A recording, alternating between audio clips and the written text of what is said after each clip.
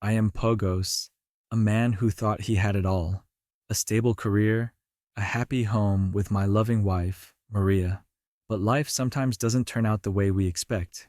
Everything started to fall apart from the little signs that I deliberately ignored. Until today, the day I was forced to face the truth. The living room was bathed in the dim light of the late afternoon, an eerily quiet space. Only the steady ticking of the wall clock broke the silence. I sat on the sofa, my eyes stopping on the small wooden box neatly placed on the table. The box was not big, dark brown, slightly worn at the corners, but to me, it contained a storm. Over the past months, I had carefully collected each piece: bills, messages, recordings, all in that box, waiting for the moment to be opened. I took a deep breath, trying to contain the wave of emotion rising in my chest. Today was supposed to be a special day, our 7th wedding anniversary. But instead of a romantic candlelit evening, I sat here preparing for a confrontation that I knew would change everything. The living room door swung open. Maria walked in carrying a bouquet of white lilies. Their sweet scent immediately filled the room. A bright smile appeared on her lips, but her eyes no longer had the innocence I remembered. "Surprise?" Maria said, placing the bouquet on the table.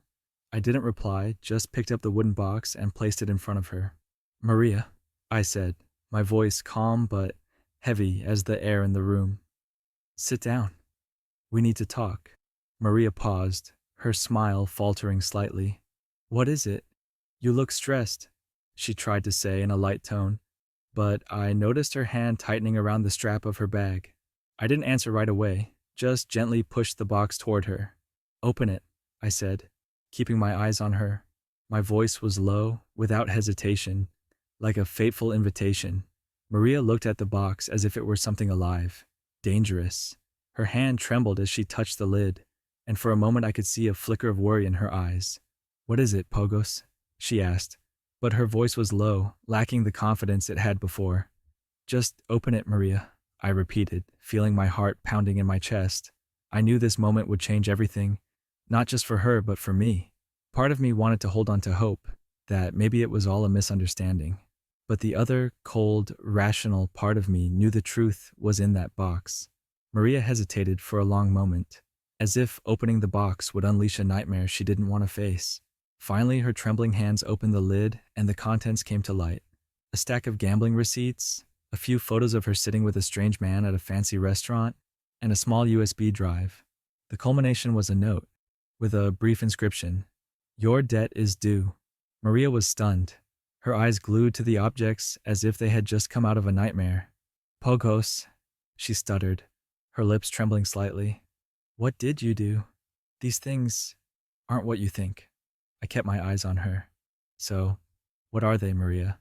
I asked, my voice calm, but I could feel the anger boiling inside me. "The photos? The receipts? This note? And the man in the photos? Who is he?" Maria bit her lip, her eyes filled with panic.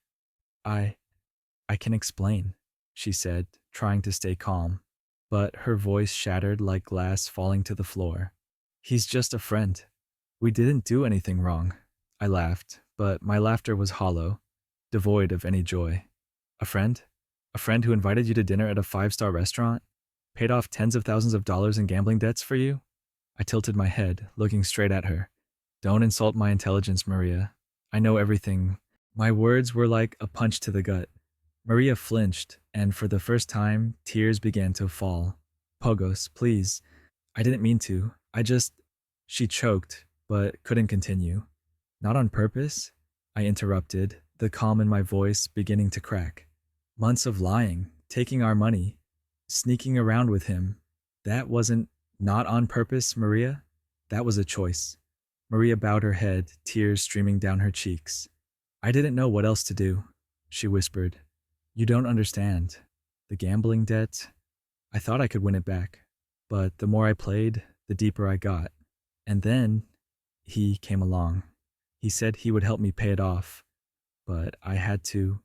She choked, not daring to finish her sentence. But I didn't need to hear any more. What she admitted was enough to break my heart.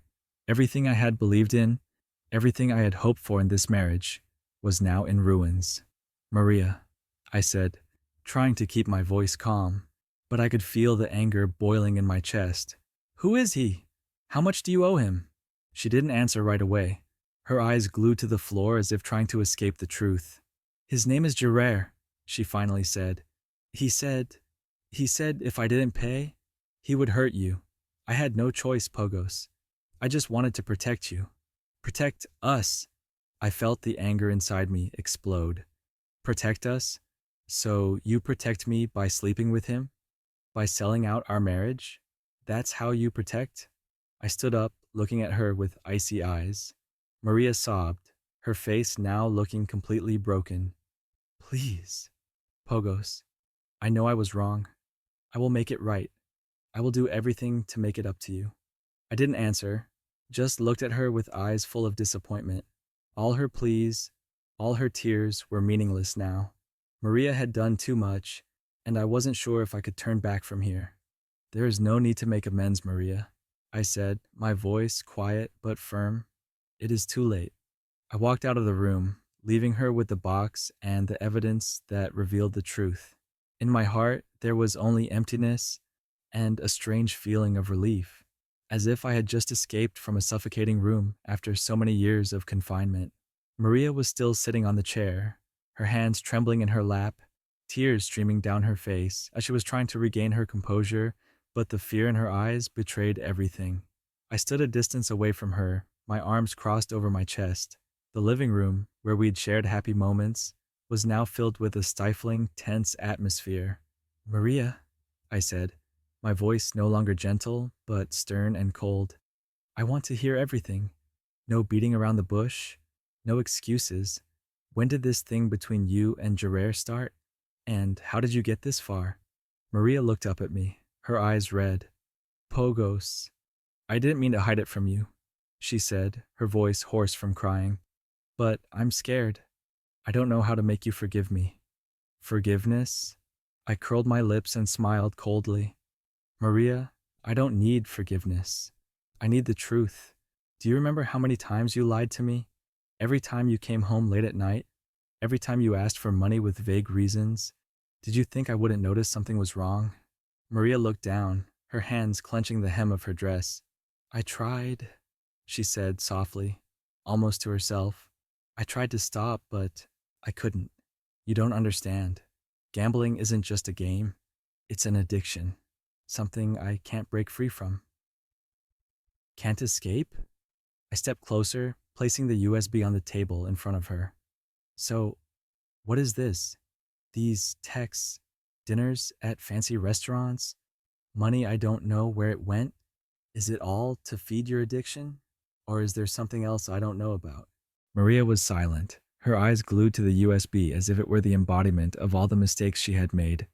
Jirair, she began, but her voice broke. He helped me pay off my debt a few times.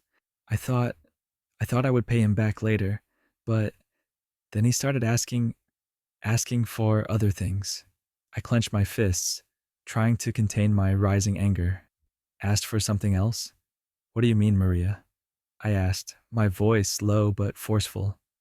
What did you do in return for that money? Maria didn't answer, but her pained eyes said it all. I felt my heart clench. Every lie, every time Maria turned her back on me, was now clearer than ever. This truth not only hurt, but also made me feel like I had been betrayed by the person I trusted the most. What did you do, Maria? I pressed, each word hitting the heavy space between us. I want to hear it from you. Don't make me guess. Maria sobbed, tears falling like rain. He said that if I didn't see him, if I didn't listen to him, he would hurt you. He would hurt us, she said, each word falling into the void. I didn't know what to do. I was scared. And I was wrong. Wrong. Just one simple word, but it couldn't erase the damage Maria had done. I took a step back, my eyes scanning the room. The walls that once held memories now only evoked betrayal. You're scared? I repeated, my voice unable to hide the sarcasm. What about me? How long have I been living this lie, Maria? Do you think about me, or are you just thinking about protecting yourself? Maria said nothing, just sat there, head bowed. I looked at her, feeling the anger rising inside me like a tidal wave. I didn't know if I could hear another word from her. The room fell suffocatingly silent. Maria sat with her head bowed, her hands clasped in her lap as she clung to the last shred of hope. I looked at her, the anger in my heart a smoldering flame, replaced by emptiness and disappointment. I wanted to hear the truth, no matter how painful it was. "How much do you owe?" I asked, breaking the heavy atmosphere. My voice was eerily calm, but underneath was the tension of a string about to snap. Maria looked up, her eyes red. I'm not sure," she said, her voice shaking. "About $100,000. I froze. $100,000. The number rang in my head like a punch to the chest. $100,000? I repeated, unable to believe what I was hearing. "How did you let it get this far?" Maria burst into tears, tears falling as if to wash away her sins. "I don't know. I just wanted to get out of debt. But the more I tried, the more stuck I became. And then Jirair came. He said he would help me pay off my debt, but then he asked for more. He started controlling me." "Control you?" I leaned forward, my eyes never leaving hers. "How much control does he have over you, Maria? What do you have to do in return for that money?" Maria looked up, her eyes filled with fear. "He forced me to meet him, have dinner with him, even—" She choked, unable to continue. I closed my eyes for a moment, trying to contain the storm of emotions that was swirling inside me. The images of Maria and Jirair in the photos in the box came back clearer than ever. The lavish dinners, the meaningful touches, all of it made me feel like a fool who had been deceived. "Maria," I said, my voice low but full of weight. "I trusted you. I thought we were building a life together. But what have you done? You have destroyed it all." Maria knelt before me, tears streaming down her face. "Poghos, please. I know I was wrong. I know I ruined everything. But please, please give me a chance. I will change. I swear to you." I looked down at her, the woman I once loved, now a shadow of herself. Her plea did not make me feel sympathy, but only alienation. Maria was no longer the woman I once loved. She had become a different person, caught in a spiral of gambling, debt, and deceit. "Change?" I repeated, my voice cold. "Do you think just saying change will make everything okay?" "No, Maria. Nothing can change what you did." Maria collapsed, her cries echoing in the quiet room. But I no longer felt pain. All I felt was exhaustion and a desire to escape this life, the lies that had trapped me all this time. "Do you know what hurts me the most?" I said, my voice low, as if each word was a knife cutting through the air. "It's not the money. It's not Jirair. It's that you weren't thinking about me, about us, when you made these decisions. You were only thinking about yourself." Maria looked up, her eyes pleading. "No, Poghos, I'm not just thinking about myself. I'm scared. I'm scared that if I don't do what he says, he'll hurt you. I just want to protect you." I smirked, a sarcastic laugh. "Protecting me? You think sleeping with him? Lying to me? Taking our money to pay off debts? That's how you protect me? What have you protected me from, Maria? You're the one who ruined everything, not anyone else." Maria was silent, speechless. I stood up, walked over to the table, and looked down at the wooden box that held all the evidence of her betrayal.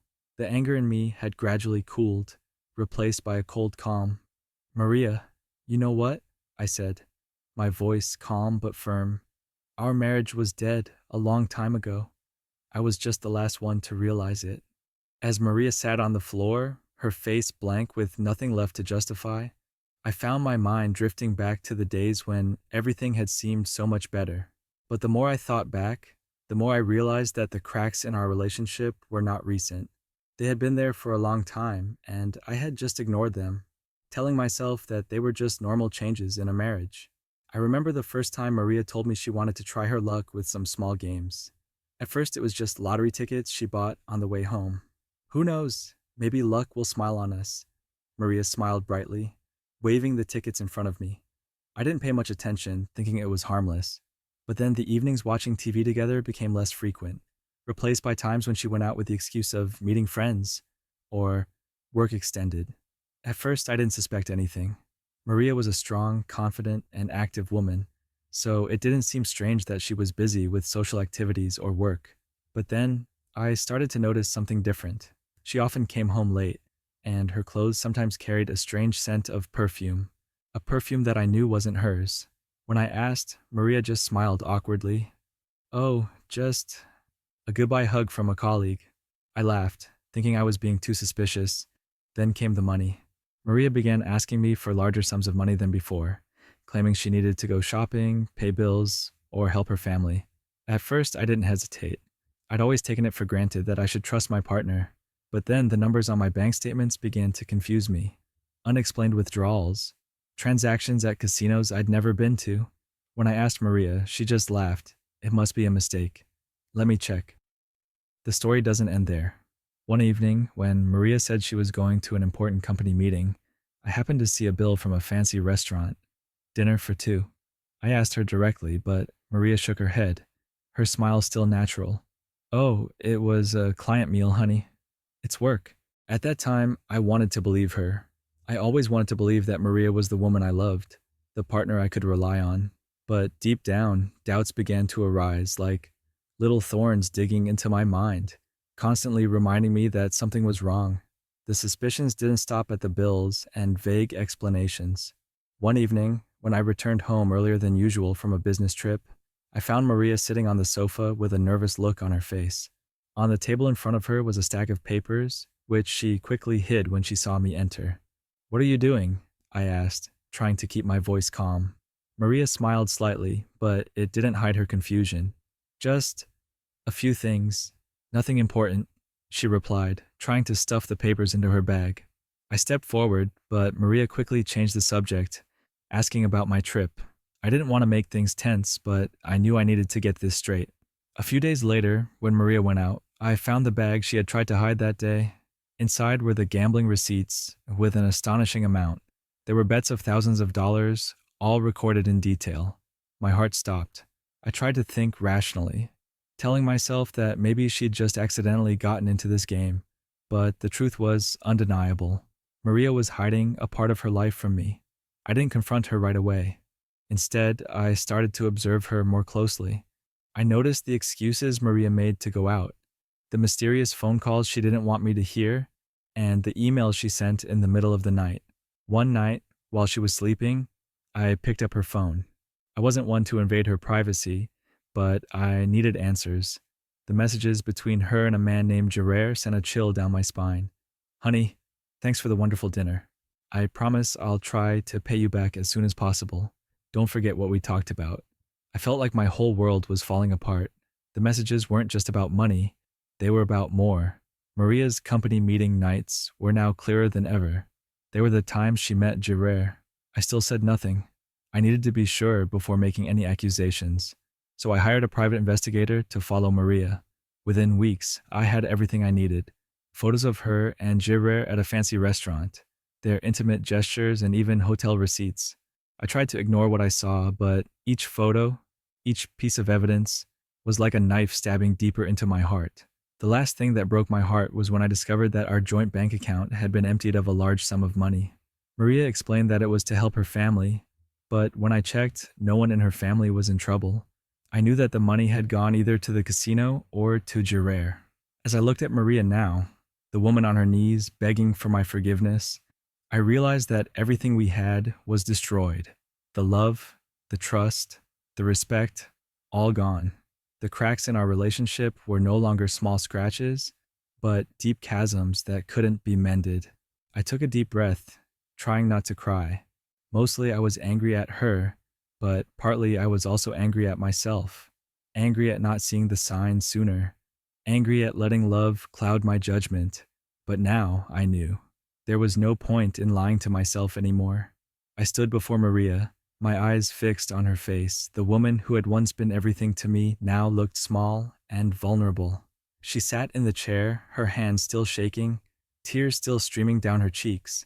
But this time, I didn't feel pity or weakness. I needed the truth, no matter how painful it was. "Maria," I began, my voice low, each word emphasized. "I've kept quiet long enough. Now it's time for you to tell me everything. No excuses, no beating around the bush, just the truth. When did you start? And how did you get this far? Maria raised her head to look at me, her eyes pleading, but I didn't give in. She took a deep breath, as if gathering the courage to face me. Poghos, I don't know where to start, she said, her voice hoarse. I know I did wrong, but things things aren't as simple as you think. Not simple? I smiled faintly. Then explain. Let me understand how complicated everything is that you hide it from me. Betray me again and again. Maria hung her head, her shoulders shaking. It all started with the lottery, she said, her voice aching with secret. At first, I just thought I'd try my luck. But when I won the first time, I thought I could win more. And then I started going to the casino. At first, it was just small amounts, but then it got out of control. I clenched my fists, trying to stay calm. So, all those times you told me you were coming home late because of work? All those times you withdrew money from our joint account without telling me? Was it all to feed your gambling addiction? Maria nodded, tears falling again. I didn't know what to do, Poghos. I thought I could win back what I lost, but the more I played, the more I lost. And then I met Jirair. I felt a weight on my chest when I heard that name. Jirair, I repeated, my voice full of bitterness. What did he do, Maria? What did you do to him? Maria choked, her eyes filled with fear. He said he could help me pay off my debt. He lent me money, but then he started asking me to do other things. Go out to dinner with him. Meet him in places you don't know. And you agreed, I said, unable to hide the anger in my voice. You agreed to sell yourself? To sell our marriage? Just to pay off your gambling debts? Did you ever think about me, Maria? Did you ever think about how I felt? Maria burst into tears, her hands clasped together, as if trying to keep herself from collapsing.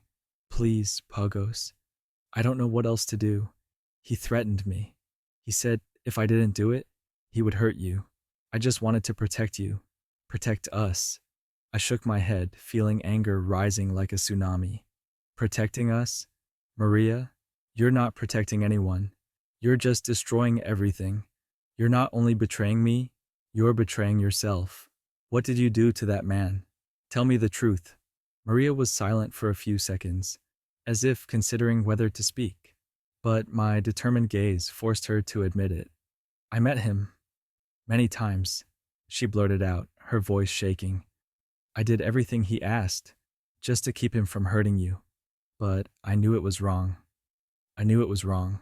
Maria's confession made me feel like the ground beneath my feet had just collapsed. I turned away, not wanting to look at her anymore. Maria, you didn't just do wrong. You destroyed everything. Everything we'd ever built. Everything I'd ever believed in you. Now, I don't even recognize you anymore. The room fell silent after Maria's confession. I stood there, speechless, feeling my heart constrict. Each of her words was like a knife stabbing deeper into my heart, but I knew I couldn't stop here. I needed to understand more, to hear it all, no matter how much it devastated me. Maria, I said, my voice no longer angry, but cold and empty. How much did he take, and how much do you owe him? Maria wiped her tears, her hands still shaking. I paid him a lot, Poghos. I took from our joint account. I even mortgaged the house, but she choked, not daring to look me in the eye. He still wanted more. He said if I didn't pay him enough, he wouldn't stop. I felt like someone had just poured a bucket of cold water over me. Mortgage the house? I almost shouted, unable to keep my composure. Maria, that's all we have. This house is not just a place to live, but also our memories, our future. You ruined it just because of the words of someone like Jirair? Maria hung her head, not responding. Her silence was a confession, an acceptance that everything I said was true. I walked over to the table and picked up the small USB drive. Do you know what this is, Maria? I asked, my voice low but forceful. She looked at the USB, her eyes filled with panic. Poghos, where did you get it? What did you do? I didn't do anything, I replied, a faint smile playing on my lips. But I hired a detective, and this USB drive has a recording of you and Jirair. What he said, it's all here. Do you want to hear it, Maria? Or do you want me to take it straight to the police? Maria was startled, her eyes wide with horror. No, Poghos, you can't do this. I'll lose everything. Please, please, don't do this. I looked at her, feeling a strange coldness in my heart. The woman before me, who had once been my whole world, was now a stranger. Maria, I said, my voice flat. I lost everything a long time ago. The only thing I have left is the truth, and I won't let you, or anyone else, deny it anymore. Maria rushed over and grabbed my hand, tears streaming down her face. Poghos, I know I was wrong. I know I did everything wrong. But please, give me a chance. I will make it right, I promise. I will do anything to make it up to you. I looked down at her hands holding mine, her eyes filled with tears, begging for forgiveness. But there was nothing left for me to give. No love, no faith, no pity. Maria, I said, my voice low but firm, I gave you every chance, and you wasted it all. I pulled my hand out of hers, stepping back. Stop begging me. Stop trying to save anything. Because it's over. Maria collapsed to the floor, her shoulders shaking with sobs. I no longer felt anger, only a dull ache, like a wound that would never heal. I turned and walked out of the room, leaving her with what she had done, the undeniable evidence of betrayal. As I walked out of the living room, I knew I wasn't just leaving Maria. I was leaving the entire life we'd built together, a life that was now in pieces. I walked into the study, closing the door behind me, as if to isolate myself from the chaos outside. Maria was still in the living room, kneeling on the floor, sobbing like a child. But I didn't look back. My mind was made up, and nothing could change that. My eyes fell on a small suitcase neatly placed in the corner of the room. It had been ready since last night, a silent reminder that this day would come. I dragged the suitcase to the middle of the room, checking its contents, clothes, some important documents, and an old photo. A photo of Maria and I on our wedding day. Our smiles in the photo had been bright, but now it was just a faded image of the past. I picked up the photo, looking into the eyes of the man in it. A man who once believed in love, in eternal bonds, but now that man no longer existed. I put the photo down, carefully folding it into the innermost corner of my suitcase, like a memory that I needed to pack up and leave behind. Everything was ready. I sat down on the chair, staring at the blank wall in front of me, where our wedding photo had been. I had taken it down a few days ago, not because I wanted to forget it, but because I couldn't bear to see it again. It was no longer a symbol of happiness, but only a painful reminder of deception. As I sat there, I felt a calmness in my mind. No more raging anger or dull pain. Instead, there was a sense of emptiness, but also of determination. I knew I was doing the right thing. I could no longer live in a marriage built on betrayal and lies. Maria's footsteps echoed in the hallway. I heard her call my name, her voice choked. Poghos! Please, listen to me.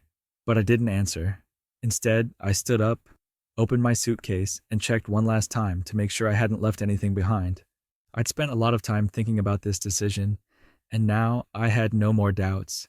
The office door shuddered as Maria stood outside, her hand tapping lightly on the door. Poghos, please, don't go. I don't know what to do without you. We can get through this, please. Her voice broke with each word, but I didn't answer. I didn't want to prolong this pain, not for her or for myself. I dragged the suitcase out of the office. The door opened to reveal Maria. Her eyes red and puffy, her face pale. She looked like she had lost everything. For a moment I stopped, looking straight at her. Maria reached out as if to hold me back, but I took a step back, putting some distance between us. Maria, I said, my voice low and firm.